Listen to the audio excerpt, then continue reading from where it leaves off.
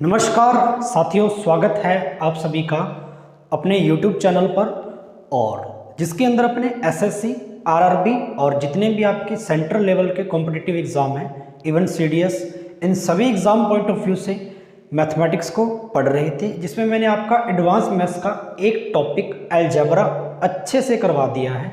अभी आज अपने शुरू करने वाले हैं नंबर सिस्टम अर्थात संख्या पद्धति। अच्छा, नंबर सिस्टम एक बहुत ही महत्वपूर्ण टॉपिक है। एसएससी बहुत अच्छे स्तर पे, बहुत अच्छे लेवल पे नंबर सिस्टम से क्वेश्चन देता है। फिर चाहे आप कोई भी एग्ज़ाम की प्रिपरेशन कर रहे हो, नंबर सिस्टम के क्वेश्चन आपको बहुत इंपॉर्टेंट एग्ज़ाम में आए हुए मिल जाएंगे। काफ़ी लेंथी चैप्टर है और बहुत सारे स्टूडेंट इसको थोड़ा टफ भी मानते हैं, लेकिन अपने बिल्कुल जीरो से शुरू करेंगे और जीरो से लेकर अपने 100 तक लेकर चलेंगे सारी की सारी चीज़ों को। चलिए नंबर सिस्टम शुरू करते हैं। सबसे पहले शुरू करने से पूर्व नंबर्स के बारे में जान लेते हैं। जैसा कि मैंने आपको कहा, नंबर्स यानी संख्याएं या संख्या। अच्छा, कोई भी संख्या किसे कहते हैं? आपने काउंटिंग में गिनती के अंदर आप किस संख्या को संख्या कहेंगे? सबसे पहले आप कहेंगे सर संख्या से पहले अंकों को पढ़ना जरूरी है, क्योंकि अंकों के मिलने से ही तो क्या बनती है? संख्या बनती है। अंक बोले तो डिजिट, ठीक है, कि अगर आप डिजिट को इंक्लूड करोगे तो नंबर बनेंगे, डिजिट को मिलाओगे तो नंबर बन जाएंगे। अब डिजिट कितने होते हैं आपके काउंटिंग में टोटल? मैथमेटिक्स में आप पढ़ते हैं sir 0, 1, 2, 3, 4, 5, 6, 7, 8 and 9। This is your digit. Counting में सिर्फ आप इन्हीं डिजिट्स को पढ़ते हो, इतनी बात आप सभी को पता है। क्या इनके अलावा और कोई डिजिट आपने आज तक पढ़ा क्या? नहीं। फिर अगर आप यहाँ पर सोचकर देखिए एक छोटी सी बात कि 9 के जस्ट बाद में काउंटिंग में चलते हैं तो 10 आ जाता है। 10 एक नंबर है, लेकिन 10 एक डिजिट नहीं है, 10 एक नंबर है, क्योंकि जिसमें 1 और 0 दो डिजिट मिले तब जाकर ये 10 बना। यस और नो? सो आप कह सकते हैं कि ये जितने भी आपके यहाँ पर लिखे गए हैं ये आपके अंक हैं, ये आपके डिजिट हैं, और इन्हीं अंकों को मिला दिया जाए तो नंबर बन जाता है। इन्हीं अंकों को मिला दिया जाए तो नंबर बन जाता है। तो आप काउंटिंग कर लीजिए, 9 तो ये हो गया, फिर 0 ये हो गया, तो टोटल आपकी काउंटिंग में, आपकी गिनती में, आपके मैथमेटिक्स में 10 डिजिट होते हैं। ये आपको पता होना चाहिए, एकदम बेसिक से। इस बात को समझे अच्छे से। चलिए, अब सारा का सारा खेल, पूरा का पूरा नंबर सिस्टम में इन्हीं 10 अंकों का है। अब ये समझना है कि ये जो नंबर्स होते हैं, यानी अंकों से आपने नंबर्स बना दिया 11, 12, 13, ऐसे चलते चलते आपने 100 से ऊपर आप चले 1, 1, 2, तो ये सारे के सारे आपके नंबर्स हैं जिसमें बहुत सारे डिजिट मिले हुए हैं, बहुत सारे डिजिट मिले हुए हैं। लेकिन ये नंबर्स होते कितने टाइप के हैं? मैथमेटिक्स में तो बहुत सारे नंबर होते हैं सर। बिल्कुल। अब अपने को पढ़ना है टाइप ऑफ नंबर। ठीक है स्टूडेंट्स, अब अपने को पढ़ना है टाइप ऑफ नंबर्स, यानी संख्याओं के प्रकार। चलिए, टाइप ऑफ नंबर्स में अपने सबसे पहले कॉम्प्लेक्स नंबर से शुरू करेंगे। What is a complex number? अब इन चीज़ों को आप नोट भी करते चले जाना है साथ साथ में, क्योंकि अभी जो जितनी मैं चीज़ें इस लेक्चर में, इस वीडियो में समझाऊंगा, ये सारी की सारी बहुत इंपॉर्टेंट है। जिस स्टूडेंट ने ये वीडियो को अच्छे से देख ली एकदम, मैं कहता हूँ कि आगे आने वाले नंबर सिस्टम के जितने भी कॉन्सेप्ट हैं वो सारे समझ में आ जाएंगे। बस महज बशर्ते आपको इसको अच्छे से ध्यान से देखना पड़ेगा, समझना पड़ेगा, कॉपी में नोट करना पड़ेगा। सबसे पहले यहाँ पर अपने सम्मिश्र संख्या कॉम्प्लेक्स नंबर से शुरू करते हैं। सम्मिश्र संख्याओं का मतलब क्या होती है कि जितनी भी आप मिश्रित संख्याएं पढ़ते हैं, जितने भी आपने नंबर काउंटिंग में पढ़े हैं, वे सारे के सारे आपके कॉम्प्लेक्स नंबर हैं। इवन रूट के अंदर माइनस की वैल्यू भी आपका एक आयोटा बनाता है, कॉम्प्लेक्स नंबर है, आपको सभी को पता है। अब इसी कॉम्प्लेक्स नंबर को अपने 2 पार्ट्स में सेगमेंट के अंदर डिवाइड करें तो एक तो बनता है आपका रियल नंबर यानी वास्तविक संख्याएं, और एक बनता है आपका imaginary number. It is imaginary number. ठीक है, इमेजिनरी नंबर का मतलब काल्पनिक संख्याएं। ठीक है, दूसरा बनता है काल्पनिक संख्याएं। अब गणित के अंदर या गिनती में सिर्फ इसी का महत्व है, इंपॉर्टेंस है रियल नंबर की, क्योंकि जो नंबर इमेजिनरी हो गया, जो कल्पना में आ गया, उसका तो यूज करेंगे नहीं। अब जैसे देख लो इनफाइनाइट, इनफाइनाइट एक इमेजिनरी नंबर है। क्या मैथमेटिक्स में इसका आप यूज करते हो? कैलकुलेशन में यूज करते हो क्या? कभी कभी कहा कि 1 का मल्टीप्लाई मैं इनफाइनाइट से कर दूं तो आगे 1 आ जाएगा, नहीं। या कभी भी इनफाइनाइट का किसी भी नंबर से मल्टीप्लाई करते एक स्टिक आपको सॉल्यूशन मिला नहीं, तो ये एक इमेजिनरी नंबर है, इट इज पाई।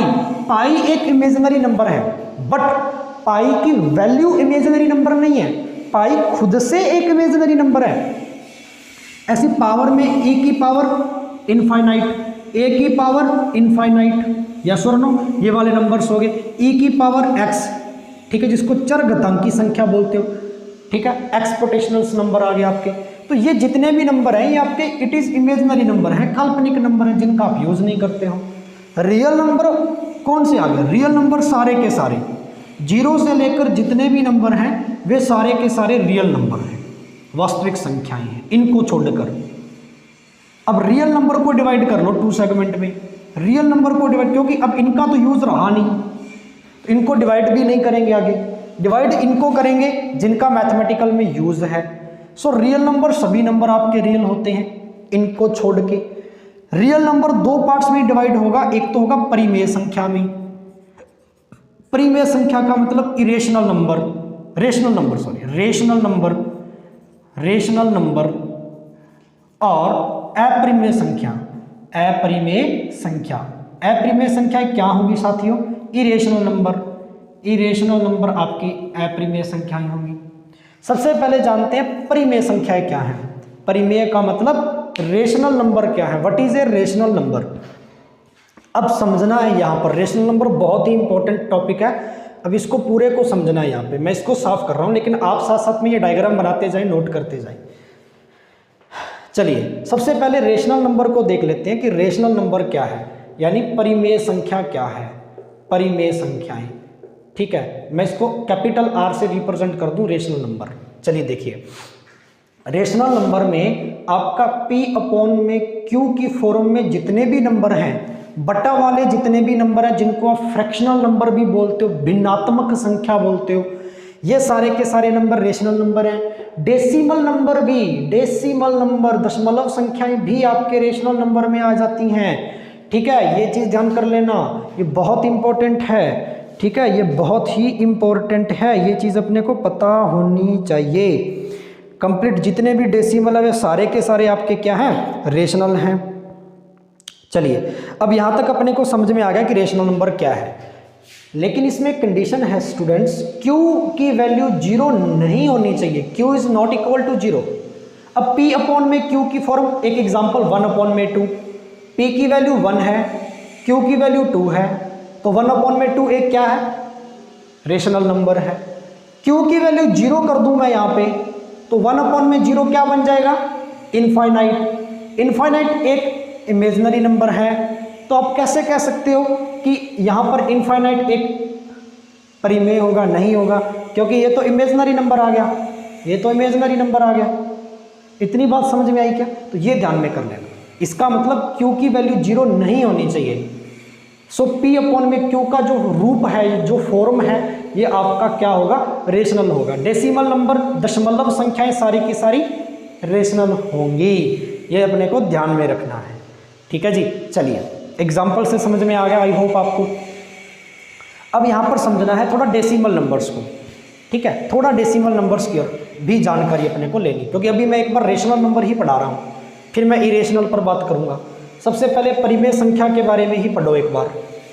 अब देखिए, इसमें आपने कहा कि सर जो डेसिमल नंबर है ना, ये भी आपका रेशनल है। हमने कहा बिल्कुल है, लेकिन डेसिमल नंबर भी तो बहुत टाइप के होते हैं। मैंने कहा बिल्कुल भाई, बहुत टाइप के डेसिमल नंबर्स होते हैं जी, बिल्कुल। एक तो होता है रिक्यूरिंग डेसिमल और एक होता है नॉन रिक्यूरिंग डेसिमल। आप कह सकते हो टर्मिनेटिंग डेसिमल या नॉन टर्मिनेटिंग डेसिमल। मैं यहाँ पे सीधा सीधा लिख देता हूँ, टर्मिनेटिंग, ठीक है ना, terminating decimal and non terminating decimal. यही रिक्यूरिंग डेसिमल भी कहलाता है, इट इज रिक्यूरिंग डेसिमल। ये नॉन रिक्यूरिंग डेसिमल आ गया, नॉन रिक्यूरिंग डेसिमल, ठीक है। 2 टाइप से अपने दशमलव को बांटते हैं।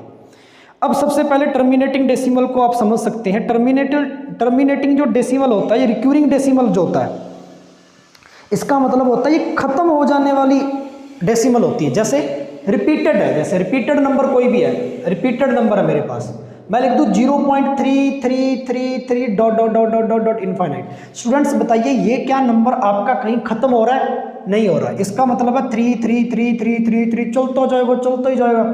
अब इसको खत्म करने के लिए क्या इस्तेमाल करूं? 0.3 और उसके ऊपर एक साइन, इसको बार कहते हैं। इसका मतलब है बार बार बार बार आना। अब बार लगाते ही अब ये स्टॉप हो गया यहाँ पे, अब आगे नहीं चला, तो ये खत्म होने वाला नंबर है। अब यहाँ पर खत्म कर दिया बार ने, तो खत्म होने वाले जितने नंबर होते हैं ऐसे, खत्म होने वाले जितने भी डेसिमल है जो खत्म हो जाए, जैसे कि 2.3 है, अब आगे नहीं बढ़ रहा, ये खत्म है, और जितने 1.4 है, और जितने भी डेसिमल बना लो आप, ये खत्म हो गया, आगे नहीं चल रहा। ये जो डेसिमल होते हैं इसको बोलते हैं टर्मिनेटिंग। इतनी बात समझ में? खत्म हो जाने वाला जो डेसिमल होगा ना वो टर्मिनेटिंग होगा। अब देख लो, ठीक है जी। अब डेसिमल क्या परिमेय होता है? बिल्कुल, डेसिमल परिमेय होता भी, रेशनल होता है। फॉर एग्जांपल जैसे 1/3 है, अब ये डेसिमल नंबर है, अब इसको आप कन्वर्ट करना, फ्रैक्शन में कन्वर्ट करना, 13/10, तो 13/10 क्या है? P/Q है, और P/Q किसे बोलते हो आप? परिमेय संख्या को बोलते हो, आपने खुद ही लिखा था साहब। ऐसे करके आप सभी डेसिमल नंबर्स को परिमेय कह सकते हो।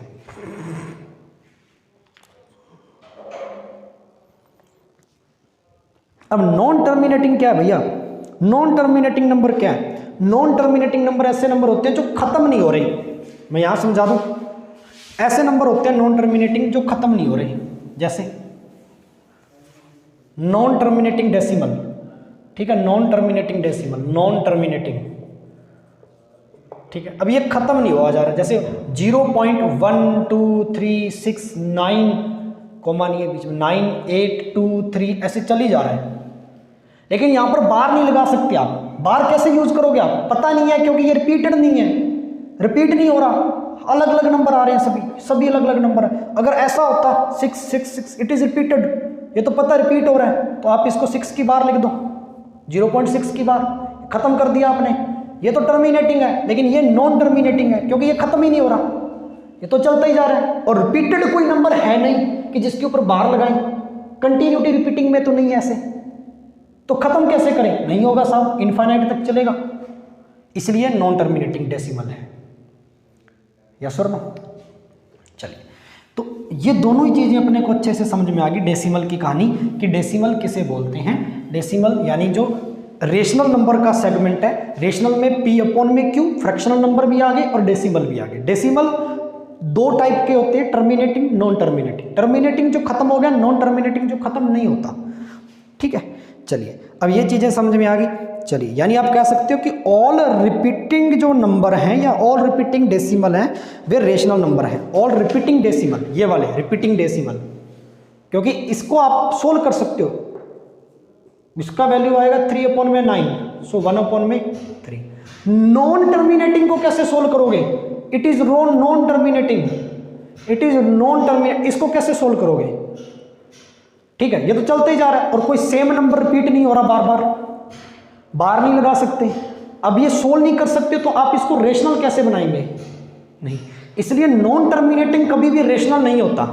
बट टर्मिनेटिंग या रिपीटिंग जो डेसिमल, रिपीटिंग जो है, रिपीटिंग डेसिमल है, रिपीटिंग डेसिमल आर लिख सकते हो कॉपी में, decimal are rational number, are rational numbers. कि रिपीटिंग डेसिमल है, ये आपके रेशनल नंबर्स हो सकते हैं, होते हैं। जैसे ये एग्जांपल लिया आपने, ये समझ में आया ना? कमेंट बॉक्स में यस कर देना, यस और नो, ठीक है। बहुत ही इंपॉर्टेंट कॉन्सेप्ट है ये। चलिए, अब आगे बढ़ते हैं। अब मैं कुछ चीज़ें आपको यहाँ पे सिखाने वाला हूँ, इन चीज़ों को जरा गौर से देखिए। रेशनल नंबर से रिलेटेड कुछ क्वेश्चन पूछते हैं आपसे। दो संख्याओं के बीच में ना बहुत सारे रेशनल और इरेशनल नंबर्स हो सकते हैं। सबसे पहले मैं रेशनल नंबर की बात करूं, जैसे कोई भी दो संख्याएं हैं ए और बी, ठीक है, कोई भी दो संख्याएं हैं, दो नंबर हैं ए एंड बी, इनके बीच में कितनी परिमेय संख्या होंगी? ये पूछता है आपको पेपर में, कितनी परिमेय संख्याएं होंगी, कितने रेशनल नंबर होंगे? तो आप कैसे फाइंड आउट करेंगे? ए, सीधा सीधा तो पहले वो नंबर लगा देना जो ए का फॉर्म है, ठीक है। इसके बाद में यहाँ पर लगा देना k + b और डिवाइड बाय k + 1, ये आपको आंसर दे देंगे। दो संख्याओं के बीच में रेशनल नंबर। अब यहाँ पर k क्या, k एक कांस्टेंट है जिसकी वैल्यू होती है कितनी, 1 2 3 डॉट डॉट डॉट, कितनी भी रख सकते हो आप। कितनी भी रखने का मतलब है कि आप सबसे पहले 1 रख के देखिए, ऑप्शन में आ रहा है, 2 रख के सोल्व कीजिए, ऑप्शन में मैच कर रहा है, 3 रख के सोल्व कीजिए, ऑप्शन में मैच कर रहा है, ऐसा। लेकिन ये कॉन्सेप्ट ध्यान में रखना कि दो संख्याएं हैं और इन संख्याओं के बीच में आपको परिमेय, जैसे मैं आपको कह दूं कि बेटा बताइए 10 से लेकर 50 के बीच में कितनी परिमेय संख्याएं हैं, 10 से लेकर 50 के बीच में कितनी परिमेय संख्याएं हैं। तो अब ये a का वैल्यू है, इट इज़ ये b का वैल्यू है। तो अब यहाँ पर वैल्यू पुट आउट करके आप सोल्व कर सकते हो इसको, यस और नो। चलिए, तो ये रेशनल नंबर की बात होगी। अब बात करते हैं इरेशनल नंबर की। इरेशनल नंबर का मतलब अपरिमेय संख्या। इरेशनल का मतलब अपरिमेय, यानी अपरिमेय संख्या, इरेशनल नंबर। इरेशनल नंबर का मतलब ऐसे नंबर्स होते हैं जो रूट में होते हैं, इट इज़ रूट एक्स, जैसे √3, √5, √7, √10, √11, √17, ये नंबर। और ये सारे के सारे नंबर नॉन परफेक्ट स्क्वायर है, नॉन परफेक्ट स्क्वायर, क्योंकि इसमें कोई परफेक्ट स्क्वायर नहीं। अगर √4 लिख दूं मैं तो आप जानते हो ये परफेक्ट स्क्वायर, इसकी वैल्यू 2 होती है। बट क्या √3 की एग्जैक्ट वैल्यू आपके पास, √5 की एग्जैक्ट वैल्यू है, नहीं है, √7 की है, नहीं है, 11। ऐसे जितने भी नंबर जो नॉन परफेक्ट स्क्वायर हैं, जो पूरा पूरा वर्ग नहीं बना सकते, ये सारे के सारे आपके अपरिमेय होते हैं। ठीक है, इरेशनल नंबर में ये रूट की वो नंबर होते हैं जो क्या होते हैं, नॉन परफेक्ट स्क्वायर हैं। अब इनको निकालने के लिए कैसे आप सोल्व करेंगे, जैसे कोई दो नंबर है मेरे पास, दो नंबर है मेरे पास, इसका कॉन्सेप्ट सीख लीजिए। दो नंबर a एंड b और इनके बीच में मेरे को इरेशनल नंबर निकालने हैं, अपरिमेय निकालनी है। अपरिमेय संख्याएं कैसे निकालेंगे, तो याद कर लेना, irrational number is equal to a dot b, यानी गुना कर देना a और b का पावर लगा देना हाफ, फिर मल्टीप्लाई a इंटू बी और पावर लगा देना 1/3, और ये चलता जाएगा, ये dot dot dot dot dot dot dot dot so on चलता ही जाएगा।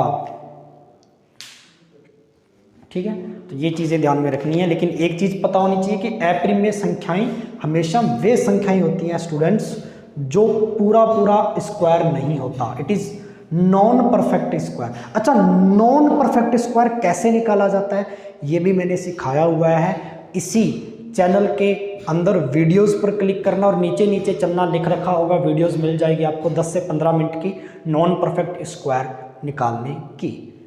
चलिए यहाँ तक पहुँचे, ठीक है जी। रियल नंबर को दो पार्ट्स में डिवाइड किया था, रेशनल और इरेशनल।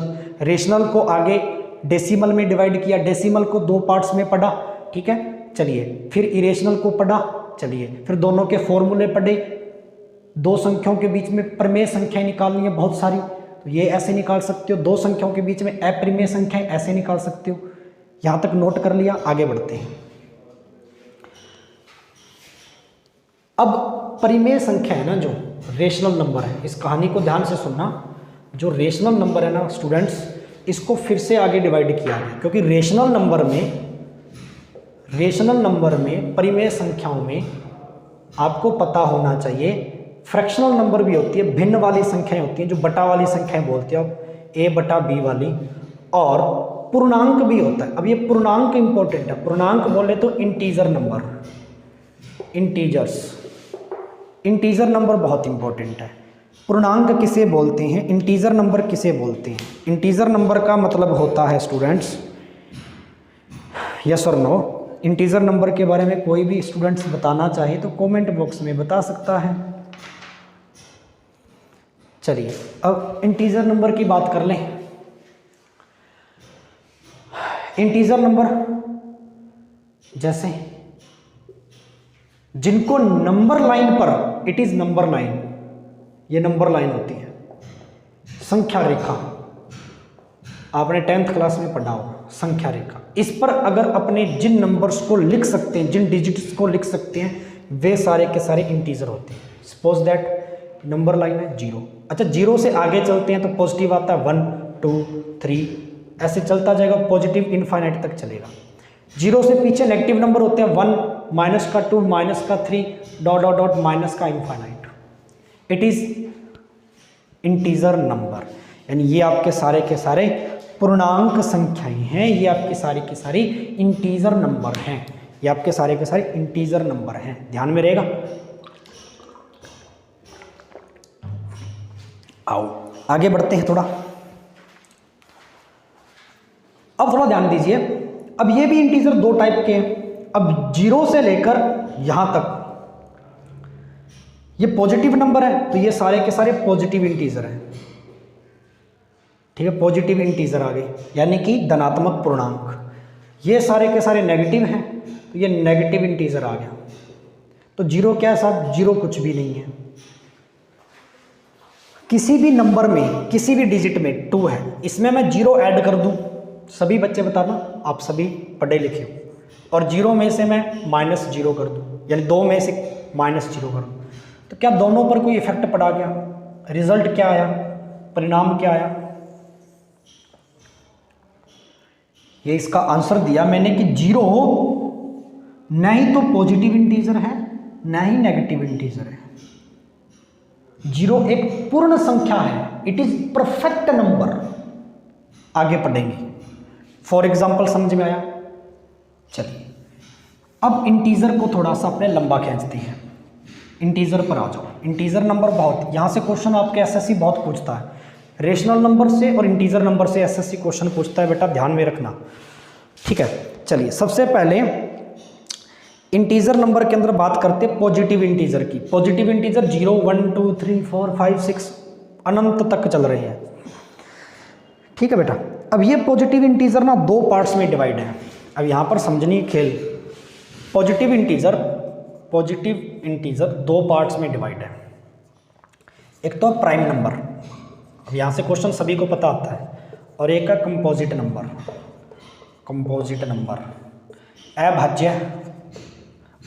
अभाज्य प्राइम नंबर हो गया, अभाज्य संख्याएं, और ये हो गया भाज्य संख्याएं, ठीक है। चलिए प्राइम नंबर किसे बोलते हैं? सर ऐसे नंबर होते हैं प्राइम नंबर, p = ऐसे नंबर होते हैं, प्राइम नंबर ऐसे नंबर होते हैं जिनमें या तो खुद का भाग जाए या एक का डिवाइड जाए। जैसे 2 है, 2 में या तो खुद का भाग जा रहा है या एक का जा रहा है। 3 है, 3 में या तो खुद का जा रहा है या एक का जा रहा है। 4 है क्या? नहीं, 4 में 4 का भी जा रहा है, 4 में 2 का डिवाइड भी जा रहा है, 4 में 1 का भी जा रहा है, ये नहीं होगा। इसका मतलब सर ये 2 नंबर ही चलेंगे? बिल्कुल। दूसरी डेफिनेशन क्या होती है? प्राइम नंबर ये तो है ही, ये तो आपने रट रखा है छोटी क्लासों में, या तो खुद का भाग जाए, इट सेल्फ डिवाइडेंट ऑन, या एक का डिवाइड जाए। लेकिन प्राइम नंबर उन्हें बोलते हैं जिनके only for 2 factors are possible, 2 factors are possible, जिनके 2 ही गुणनखंड या फैक्टर संभव है, जिनके 2 फैक्टर पॉसिबल है। जैसे कि 2 के कितने फैक्टर बनेंगे? 2,1। 5 के कितने बनेंगे? 5,1। और बन सकता है कोई 7 के 7,1। 2 ही फैक्टर बने जा रहे हैं, तीसरा फैक्टर बन रहा है क्या कोई? नहीं। तो ये आपका प्राइम नंबर। इतनी बात समझ में? दूसरी डेफिनेशन समझ में? Only 2 factors are possible. इसको साफ कर दूं ताकि मिक्स ना हो। ये आपने इंटीजर तो समझ ही लिया, सारा का सारा इंटीजर क्या होता है। चलिए अब समझते हैं। प्राइम नंबर समझ लिया, कंपोजिट नंबर समझ लो। कंपोजिट भाज्य संख्या सर ऐसी संख्याएं जिनमें खुद का भी भाग जाता हो, अन्य किसी संख्या का भाग जाता हो। अच्छा सबसे पहले प्राइम बताओ, सबसे छोटी अभाज्य संख्या 2, फिर 3, फिर 5, फिर 7। 9 नहीं है, 9 में 3 का भी जा रहा है, 9 का भी जा रहा है, 1 का भी जा रहा है, सीधा 11। 10 भी नहीं है, 10 में 2, 5, 10 सभी का जा रहा है, सीधा 13, 17, 19 ऐसे चलता जाएगा। ये आपके प्राइम नंबर से। भाज्य संख्या सर ऐसी संख्या होती है जिनमें सभी का भाग जाता है। जैसे 4 के 2 फैक्टर तो नहीं बनेंगे, 4 के फैक्टर कितने बनेंगे? 4, 2, 1, 3 फैक्टर बन गए। ये देखो, तो ये क्या है? ये भाज्य है। कंपोजिट नंबर है। ऐसे 4 के बाद में क्या लिखूं, 6, 6 के बाद में 8, 8 के बाद में 9, 9 के बाद में 10, 10 के बाद में 12, और ये सारे के सारे कंपोजिट नंबर। शुरुआत कहाँ से हुई, 4 से, फिर 6 से, फिर 8 से, फिर 9 से, फिर 10 से, फिर 12 से। अब दोनों चीज़ें देखो, पहले डिजिट देखो। सबसे छोटी भाज्य पूछे तो 4, सबसे छोटी अभाज्य पूछे, smallest prime number who is, कौन है, 2 है। एकमात्र ओनली फॉर 1 सम यानी इवन प्राइम नंबर 2। ये इवन प्राइम नंबर, एक ही इवन प्राइम नंबर है 2। सम, एक ही सम अभाज्य है, एक ही सम अभाज्य है, याद रहेगा 2। ठीक है, चलिए एक चीज़ मैं आपको और पढ़ाना चाहूँगा बच्चे, यहाँ पर कुछ अपने को प्राइम नंबर याद रखनी है, प्राइम नंबर से रिलेटेड कहानी बनती है, ये सीख गए आप अच्छे से। एक अपवाद भी बताऊंगा आज मैं आपको, एक छोटी सी चीज़ और सिखाऊंगा। सबसे पहले प्राइम नंबर का मैं एक ग्राफ बना दूँ आपके लिए, प्राइम नंबर का एक टेबल बना दें। सबसे पहले देखिए 1 से 50 के बीच में प्राइम नंबर आपको पढ़ने हैं, याद करने हैं, ये एसएससी कैंडिडेट के याद होना चाहिए। 1 से 50 के बीच में कितने प्राइम नंबर है, जैसे अभी लिखा था 2, 3, 5, 7, 11 है ना, ऐसे 13, ऐसे कितने 1 से 50 के बीच तो काफ़ी सारे हो जाएंगे ना, पता करना है। चलिए 1 से 50 के बीच में कितने प्राइम नंबर हैं, याद रख लेना भैया, 15 प्राइम नंबर हैं, ये नंबर्स हैं। 50 से 100 के बीच में 50 to 100 कितने प्राइम नंबर है, 10 प्राइम नंबर है। अब ऐड कर दो, दोनों को ऐड करेंगे तो कितना आ जाएगा, 1 से 100 के बीच में कितने प्राइम नंबर हैं, 25। ये क्वेश्चन बनता है बेटा, सीधा सीधा ऑप्शन में सीधा सीधा मिल जाना चाहिए। 1 से 100 के बीच में कितनी अभाज्य संख्याएं हैं, 1 से 100 के बीच में कितनी अभाज्य संख्याएं हैं,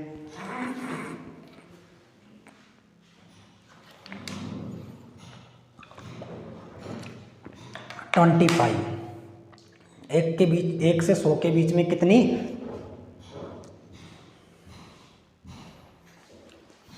चलिए इतनी बात समझ में आ गई। कंपोजिट नंबर तो आपको वैसे ध्यान में रखने, जिसमें डिवाइड जा रहा है सभी का, जिसमें बहुत सारे फैक्टर बन रहे हैं, 2 से ज़्यादा फैक्टर बन रहे हैं। चलिए गाइस ये नोट कर लिया। अब एक चीज़ मेरे को और बता दो, इसमें आपने कहीं भी एक डिजिट का जिक्र नहीं किया। जब मैंने कंपोजिट नंबर लिखा तो मैं 4 से शुरू हुआ और आगे बढ़ता गया, जब मैंने प्राइम नंबर लिखा तो मैं 2 से शुरू हुआ और आगे बढ़ता गया। इन दोनों के बीच में कहीं भी मैंने 1 को नहीं लिखा। 1 क्या चीज़ है बेटा, ये बता दो। 1 क्या एक प्राइम नंबर है, 1 क्या एक कंपोजिट नंबर है, भाज्य या अभाज्य? अगर तो आप अभाज्य मानते हो तो अभाज्य के अनुसार तो एक में एक का डिवाइड भी जा रहा है और एक में खुद का डिवाइड भी जा रहा है, डेफिनेशन तो सही है। दूसरी डेफिनेशन भी सही है कि एक के 2 ही फैक्टर हो सकते हैं, 1,1, 2 फैक्टर आर पॉसिबल। लेकिन एक तीसरी डेफिनेशन और सुनो, प्राइम नंबर की तीसरी डेफिनेशन, अगर अच्छी लगे ना लाइक कर देना। जो भी 2 फैक्टर आप बना रहे हो वो सेम नहीं होने चाहिए।